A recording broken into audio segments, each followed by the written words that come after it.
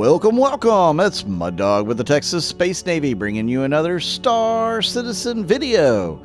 And as you know, 318 has dropped today on March 10th. That's right, March 10th, Friday. 318 is finally on the live servers, no longer on PTU. With that comes a couple of new additions to the game as far as ships. One is the Scorpius Antares, and then another would also be the Vulture, but we'll get into that in a separate video. First, I want to talk about the Scorpius, which you can see I clicked on, and it took us to a blank page. But with the Scorpius Antares here, it gives us all sorts of fun. This little trailer here, which is actually a pretty good trailer. I didn't mind it so much.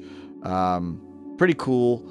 You know, it is what it is. I don't know if the ship will be that effective, but it'll be really cool if it is. You guys are going to have to let me know in the comments down below what you think of this ship. I know most of you have probably already seen videos on it from other streamers or content creators.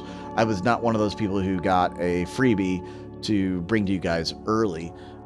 So I'm bringing it to you now. I did buy one of these. We'll kind of go down into that a little bit later. So the future of combat from RSI's celebrated Applied Innovations Division comes to the latest in battlefield dominance, the Scorpius Antares. It's redesigned to house a devastating EMP device and quantum jammer. The Antares shuts down enemy combatants, leaving them open to attack and boarding. Fully endorsed by the UE Navy and receiving the same glowing recommendations from Reckless 999th Test Squadron and the Civilian Defense Force as its forebearer, the Antares is a keystone of the next generation battle fleet.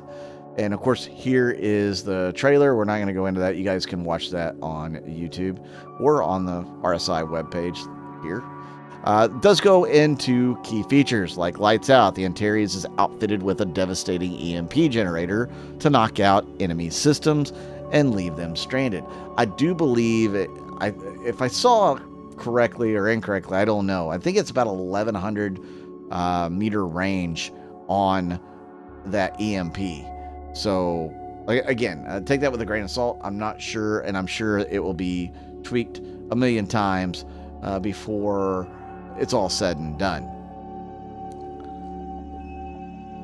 Then it shows no escape. Disable hostile quantum drives to keep foes at your mercy. So this is not a quantum snare as the RSI Mantis is capable of doing. This is just an interdiction system, so you will be able to keep them from spooling their quantum drive. And we'll go into the Q&A here in a moment, and it'll talk a little bit more about the difference between the quantum snare and the quantum enforcement device. Hit them hard with wing-mounted laser repeaters and a built-in missile rack that add a deadly punch to your arsenal. As you can see, it does have the 4 wing-mounted lasers. I believe those are size 3s. At least it was on the original Scorpius. Then you have quite a few, or 4 different pictures of the Antares in action. Obviously, it doesn't have that rear turret, but it does have the secondary seat who does operate the EMP and the quantum enforcement device. That is their sole job, nothing else. So explore the Scorpius Antares. It's a revolution in battlefield dominance, and I do like this little animation of it taking off. It looks like an Idris. It could be a Bingle. I'm not exactly sure. It's kind of just replays all the stuff that it talked about with the quantum jammer and the wingtip mounted weapons, etc. So let's talk some technical specifications. The length 24 meters, width 32 meters, height 13 meters. The EMP is a size 4. It's it's a mag strand generator, and then the QT dampening is a size 3 tide lock, and then it has 4 size 3 wing weapons. They have several different colors of skins that you can get for this vehicle, as you can see down here.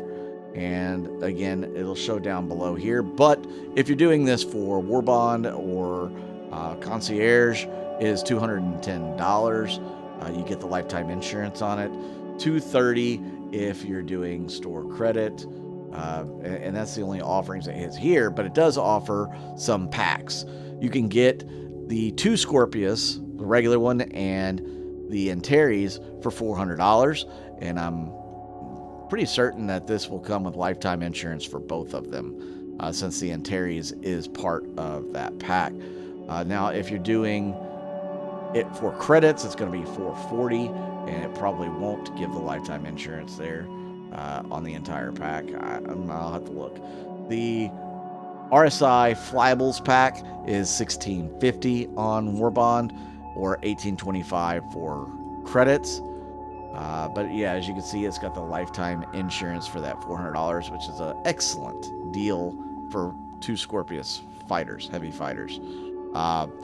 Then we go down and you can see the paint jobs. You can get the 6 paint pack for $36.37 if you're concierge, or you can save 25%. Normally it'd be $48.50. $11 for the Tiberian paint, which is available for concierge. Then you have the regular 5 paint pack for $37.50 or $28.12. If you do the packs individually or the paints individually, they're $7.50. Then you got some other merchandise and stuff. Let's get into the Q&A, because I know that's what everybody really wants to know more about for this pretty cool heavy fighter.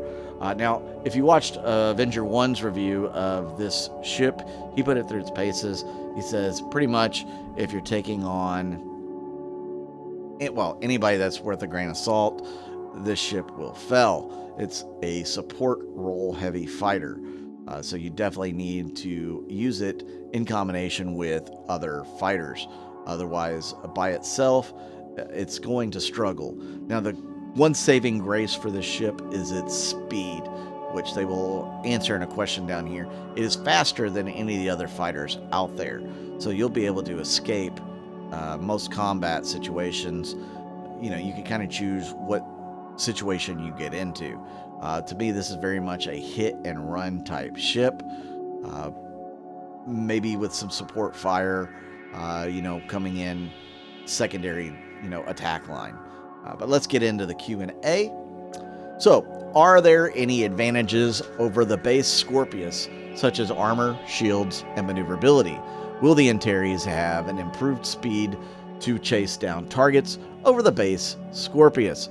So the armor and shields are the same as the base Scorpius, but it lacks the turret, so it is lighter, and it's got a marginally higher top speed.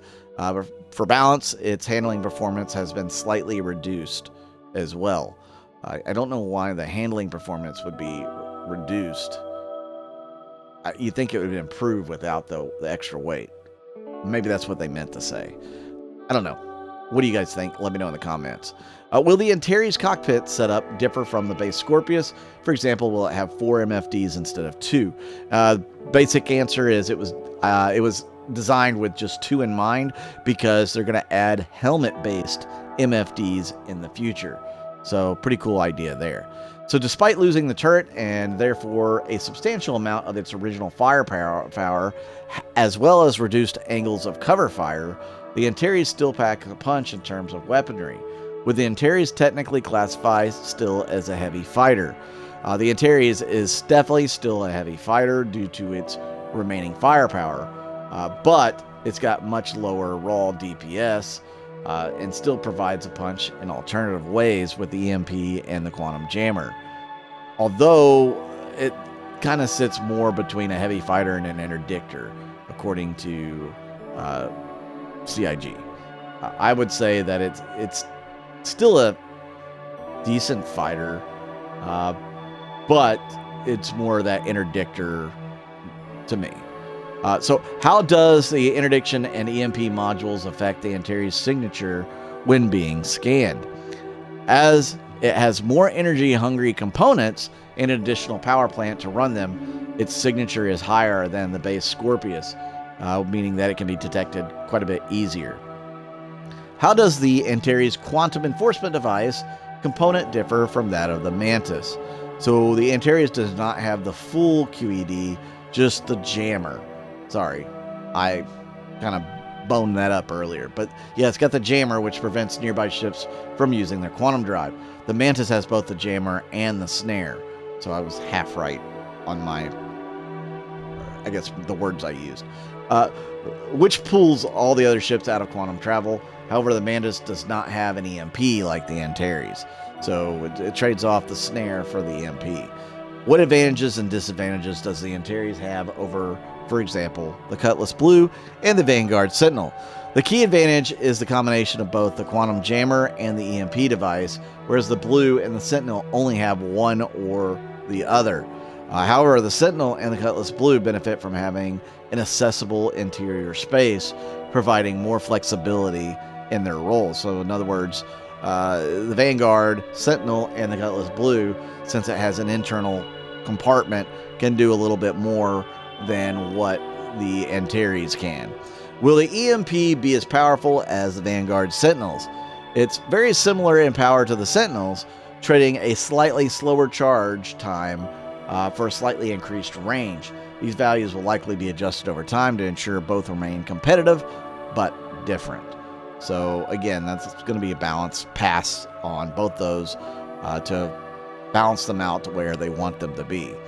As the Antares is not as maneuverable or nimble as the Avenger Warlock, is the EMP's area of effect large enough to make up for this?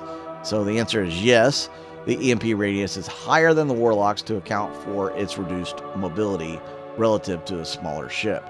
So that should be a great advantage for this ship, is the bigger radius for the EMP. So what size EMP generator will the Antares have?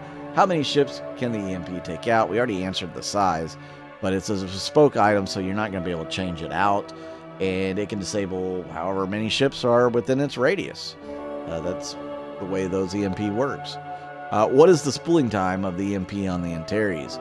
Giving concrete times for full spool time rates is something they want to avoid at this point, because further balance and iteration post-launch and is an inevitable thing, and instead think of it more as a hierarchy compared to the other EMP device ships like the Saber Raven, the Warlock, and the Sentinel. Currently, the Raven is the fastest spooling, and the Antares and Sentinel will be the slowest. If someone is playing solo, can the pilot control the quantum jammer and the EMP? No. You have to have a co-pilot to activate the quantum jammer and the EMP. That's not said you can't fly it solo. It still has 4 size 3 cannons on it, or guns on it. So it can be pretty effective. But you can't use that jammer and EMP without a co-pilot. Does the co-pilot have control of the missiles as well as the EMP? No, just the EMP and the quantum jammer. The pilot will control the wing weapons and the missiles. Is the E-Warfare component of the Antares fully modular? For example, can it be replaced with the Scorpius turret? And is the Antares a full variant of the original Scorpius? So the two ships have distinct geometry changes to the hulls, making them full variants. The components are not modular, so there's no way of swapping them out. So they're completely separate ships. With the introduction of master modes, will the quantum jammer affect a ship's ability to quantum boost? The answer is yes. The jammer is currently planned to interfere with the ability to quantum boost. And we'll kind of go into quantum boosting in a future video when they actually bring that into gameplay. We're not going to worry about it right now. That's something to deal with in the future when they have the master modes. We'll go in more depth or detail on how those will work. The possibility of extending the Scorpius wing configuration to include the flat pattern was previously mentioned. Is there any update to this? It's still planned, but it's pretty low down on their priority list. So they'll be looking into other vehicles with third states like the Dragonfly and the Eclipse when they do that. Kind of to go back on the master modes, guys. Yes, that's a very... it's going to happen in not so distant future, where we'll have different modes for flying to make combat more up close and personal a lot less slingshotting and jousting. It'll change the game, how it plays considerably. But it's not in yet. I don't want to talk too much about it until we're closer to that time. Just know that the game is going to change drastically when the update to the flight model comes into play. We'll have to see how drastic, but I'm thinking it's going to be pretty drastic. What is the reasoning behind making the Antares a 2-seater versus a 1-seater? So gameplay-wise, having all of that on a single-player ship would be quite overwhelming compared to splitting the load between two, especially in the heat of combat. For example, a single player having to deal with guns, missiles, the EMP, and a quantum jammer when engaging a group of enemies alongside friendly ships would be too much. I disagree. I mean, I don't think it's too much for a single player to do. I do think it might be OP a little bit for one person to be able to have a ship that does all that. I mean, that just seems like that ship would have it all. So it makes more sense for it to be split between two people. I don't think one person could not manage having all of those at their disposal. There's enough joystick keybinds and keyboard keybinds to make that a very easy thing to do. I mean, I know with my Virtual joysticks now, I could easily keybind the EMP and the quantum jammer and the missiles and the guns to all different buttons and be able to handle it just fine. So, guys, what do you think of the Antares? Is this a ship you're going to pick up? Are you going to pass on it? I went ahead and picked one up. Just need to have one for the fleet. I'm not going to buy multiple. I just don't think that I'm going to need multiple Antares or multiple Scorpiuses. A variety is good for me. Most of y'all probably won't need this ship, but for me, you know, I kind of have a bunch of ships for the entire fleet, so I did pick one up. What do you guys need in your fleets? Is this going to make it, or are you going to have a big old pass on it? Let me know in the comments down below. Please make sure to hit the like button and subscribe button.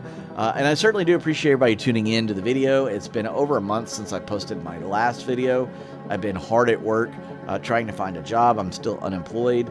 I've also got 2 puppies that have taken up a majority of my time. I was thinking of having an extra YouTube channel just for them because they, like I said, they do take up a lot of time right now. Let me know if you guys would want to see that in another YouTube channel.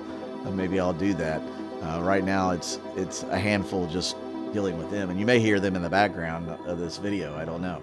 And then I've also been working on merch. So you guys, there will be some merch coming up. There will be a new website coming up with the merch on it. You'll be able to go on the website, you know, click to buy it, check it out, etc. And it'll be available to everybody for purchase. So thank you again, once again, for tuning in. I certainly do appreciate it. Hit the like button, hit the subscribe button, leave me a comment. I'm Mud Dog with the Texas Space Navy, and I'll see you out in the verse.